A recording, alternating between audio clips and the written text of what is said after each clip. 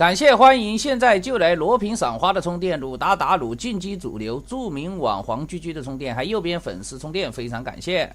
好看这人开的房间啊，冰天吊打等级30级以下的，那么我们进来玩一下啊。他说呢，他要吊打这个等级，这个红警呢，这个战网呢有个等级啊，其实这个等级没什么用。我这个号呢都是粉丝的号啊，等级比较低，对吧？他就进来跟我玩了。而且这个对手呢，他玩了一个盘外招啊。为什么说玩了一个盘外招呢？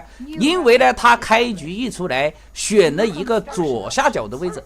我心里想打1v1，他选左下角，那我只能选右上角，对吧？我们打1对1都是对角的，基本上都是对角的。他选左下角，我就选右上角。结果呢，他在我准备的时候，突然一下变了位置，你看到没有？他选了一个小岛位置，因为小岛位置啊，可以直接延伸到中间去吃这个彩色矿，对吧？如果他一进来，我一进来啊，他就选小岛，那别人就不会跟他玩，对吧？别人就会说，哎，你选小岛还玩个屁！因为打这个1v1啊，小岛呢有优势啊，同水平的话，小岛肯定有优势。所以说呢，他开局不选，他等我们准备了以后呢，突然选这个位置玩盘外招，对吧？而且呢，他还要吊打萌新宝宝。他说他要吊打30级以下的，30级以下的基本上都是萌新宝宝，对吧？那么我们肯定要正义出拳，专门对付下这个房主啊。他选的小岛呢，然后他造了2个肉人准备偷我，对吧？我也准备偷你，然后把基地拖过来，准备在小岛甩地堡，把他2个肉人压死。哎，你想偷我，压死了以后再把他电厂摸走。摸走了以后呢，他没有电，造东西就比较慢。然后我们直接把地堡上山，地堡造到山头上，然后用地堡打他的这个基地啊。他选了一个法国，如果他出大炮的话，我就把他的大炮骗到这个基地车这里，然后我瞬间打中间，他出大炮也没用。但是他出的是重工啊，出的重工呢，我们直接过来打掉他的基地，我们这个基地呢直接卖掉他。然后他没有电了，你看没有电，造什么东西都比较慢。然后他2个坦克打到我家里没事啊，我们家里留1个坦克就行。你看这个人玩盘外招好像也不行了。然后他一看往我家里冲，2个小飞熊打不死人，他还是要回来，对吧？回来的话呢，我们直接点杀。我是犀牛坦克啊，他这样他肯定守不住。他直接选小岛的话，不如选个苏军要好一点啊。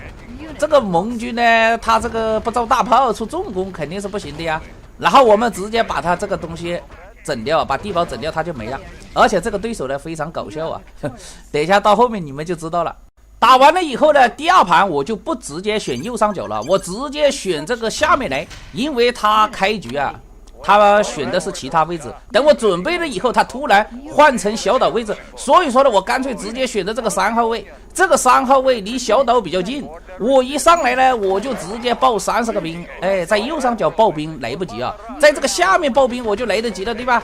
我直接基地拖过来造一个地堡，然后30个动员兵打他这个地堡啊。他这个小岛位置呢，开局拖基地拖了个3秒钟。他这个重工肯定没我快啊，然后我直接打你基地怎么办？你重工呢，除了坦克上来也来不及。然后他知道自己基地保不住，他直接造个维修厂啊，等一下可以造基地。而且呢，他上一把吃亏了，他没有电，他开局呢直接造了2个电厂，2个电厂呢现在有电有维修厂，基地爆了也没事。但是我不会给你拖在后期啊，我们直接的过来。其实这个基地可以卖啊，当时呢我没有卖的去可以多造几个坦克，对吧？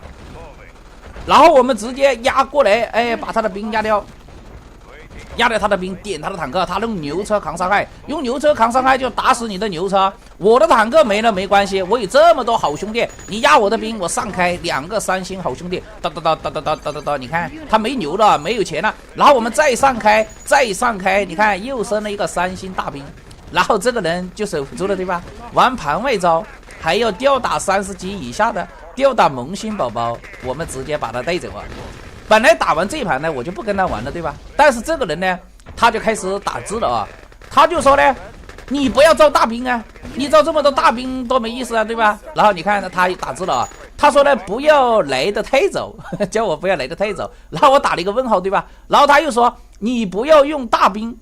他说他不要叫我不要用大兵，我正准备打字啊。我说你不要选小岛位置啊，我这个字还没有打完他就投降了啊。然后第3盘呢，他每次一开始选个其他位置，我一准备他马上选小岛，我就干脆啊，第3盘呢，我就干脆我直接上来，我先把他的位置抢了，我也选个小岛位置啊。然后他看我选的小岛位置呢，他就换苏军了。你看，本来他是选法国的，他换了苏军呢，又是开局想来偷我，想来偷我们这个狗呢，咬死你的6人，咬死6人呢，他甩了一个地堡啊，甩到那个基地车后面，然后我们就直接造坦克。这个小岛的话呢，你可以直接踩中间的矿，他要出牛，他不出牛他发展不赢，我直接造坦克给他压力，对吧？然后他出了一个牛，造了2个防空，坦克又没我多，又没我多，我又拐过来，你看，又拐过来打他的重攻，直接堵爆，出了一个牛，2个防空，坦克都出不来，直接堵爆重攻，这样呢，他又没了，对吧？本来打完呢，我都不想跟他玩了，然后我就想看看他等一下会说什么啊？他叫我不要出大兵。这一盘呢，我正好没有出大兵啊，没有出大兵，我直接出坦克呀，没有违反你的规则啊。然后我直接打掉他的重攻，他疯狂出大头兵，疯狂出大头兵呢，我们就准备造个雷达，等一下来一个辐射兵，来个辐射兵呢，他这个大兵就没用了。然后他又打字了，对吧？他说你不要来得太早啊，叫我不要来得太早。因为我在小岛的话，他肯定是发展不赢啊，所以说他必须要拖后期。然后他就说你会不会玩呢？要先发展了，对吧？然后我就问他啊，你说什么时候打，对吧？我按你的规则，你说什么时候打我就什么时候打。我问他几分钟呢？然后他就说，他说你不发展的话，你上来就打。我就跟他说啊，你不要说多了，你说几分钟打就几分钟打，我听你的。然后他思考了很长时间啊，他说3分钟。我说好的。后面我还问他3分钟够不够的？你要不要多发展几分钟，对吧？然后呢，我们就按他的规则继续跟他玩几盘了。这个对手呢，他说呢不要打得太快，那么我们就选个法国，对吧？而且呢，我一上来我就直接以最快的速度把他的位置抢了，我就先选小岛啊，因为我不选小岛的话，等一下我一准备他也会选这个位置，所以说呢，我就先把小岛位置选了。然后呢，他说不能打得太快，不能出大兵，我们就直接造30个牛，对吧？反正不能打得太快呀，他也不会来打我，我们就造30个牛车啊。这个对手呢，让我想起了当年啊，当年我学红警的时候，那个时候呢是在网吧里面啊，网吧里面很多玩家呀，对吧？大概有10几年了，快20年了。那个时候在网吧的跟朋友玩的都说啊，不要打牛车啊，不要造蜘蛛啊，不要干嘛，不要干嘛，不要踩中间的框啊，或者怎么样，我们隔个20-30分钟以后再打，对吧？让我想起了我当年学红警的时候啊，那个时候呢我还小，我还是10几岁的时候。然后呢，我们就准备呢把它包围起来，对吧？因为呢，其实啊水平有差距啊，你拖的越拖后面，这个差距就会更明显。他觉得呢拖到后期打的话呢，他就有优势，对吧？而且他说了3分钟，我们就不打他了，我就说，我等他来打我，我就防守，等他来打我，你说什么时候打就什么时候打，你开始打我了，我就反手，对吧？所以说呢，我们就准备呢直接造基地。所以说呀，这个水平有差距的话呢，你拖的时间越长，那个差距就越大。我打快一点你还看不出来，我打慢一点，等一下他家里的矿还没有采完，我就把地图上的矿全部给他占住了，把他包围起来，对吧？等一下我在他家门口，我是这么想的，我直接走中间小岛左上角还有那个右中，等一下我造一排大炮，造一个弧形，把他包围起来，让他一出门就是大炮，对吧？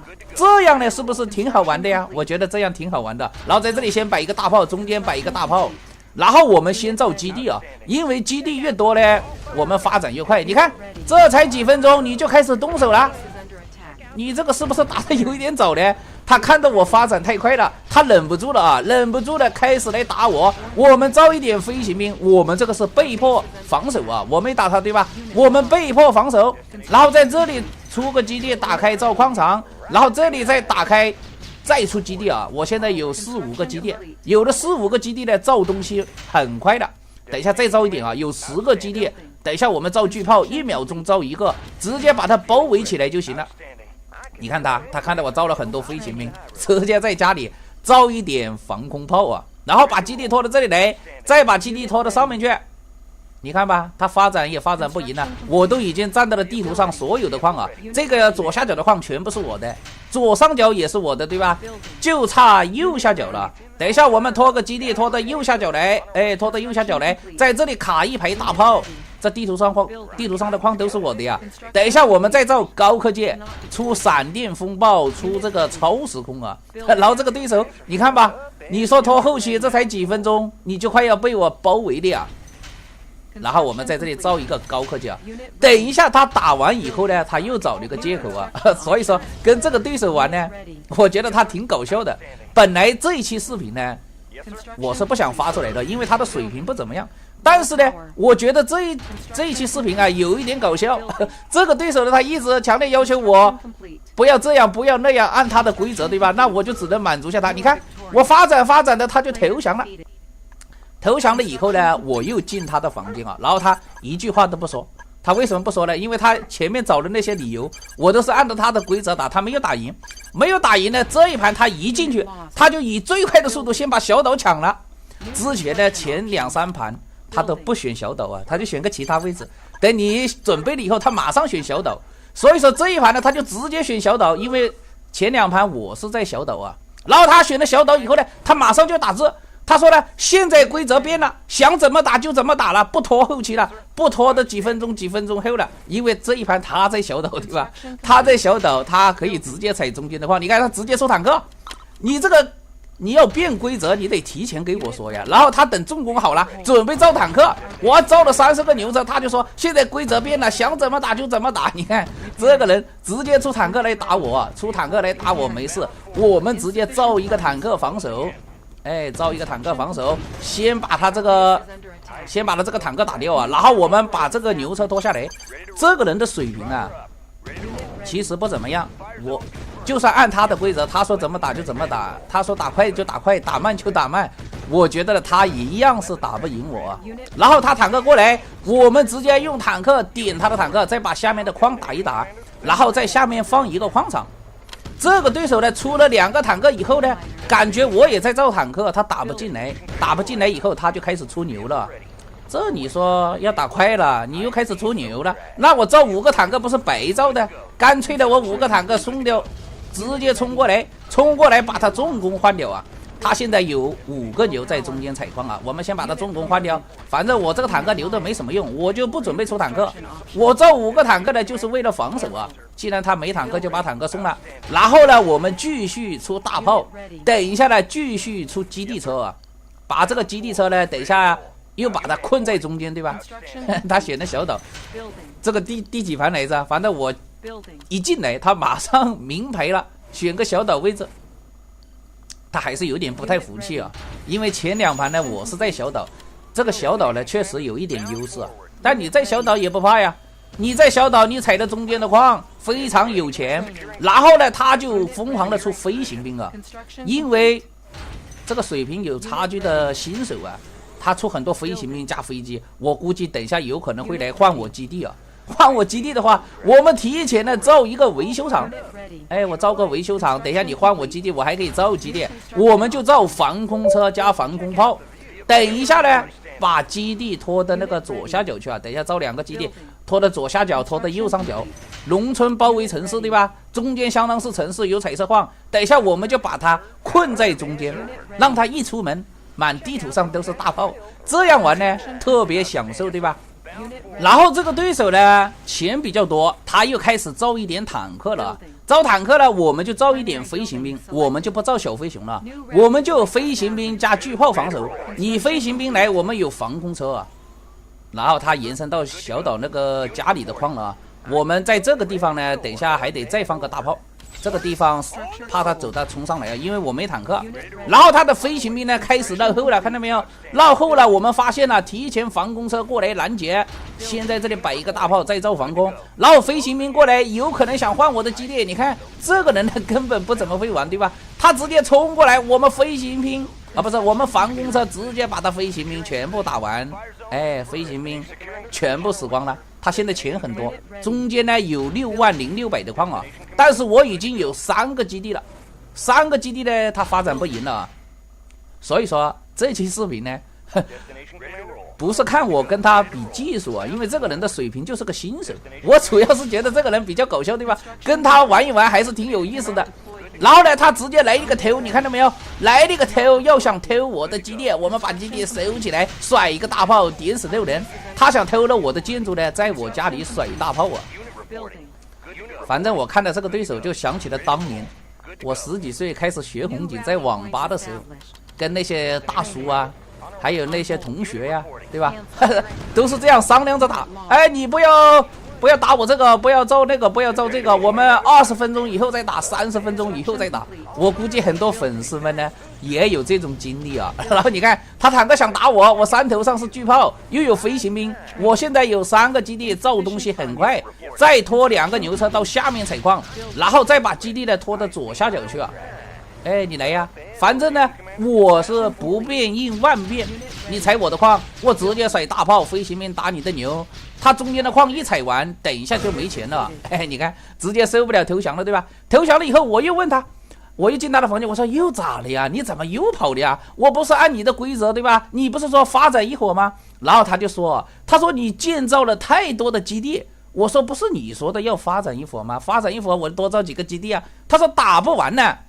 然后我就说呢，那打快了也不行，打慢了也不行，那你叫我怎么玩呢？然后这个对手就说呢，我只允许你建造1个基地就行了。当时我听他这样说，我心里都在笑，对吧？我说等一下我建造了1个基地赢了，你又会说啊，基地车不能打开呀，基地车打开我怎么玩？然后你不能用鼠标键盘呢。所以说呢，我看到这个对手呢，我觉得他还是挺可爱的，看到他想起了当年我学红警的那个时候啊。你们呢也不要去喷他怎么的啊，反正这个人呢，我觉得还是挺可爱的。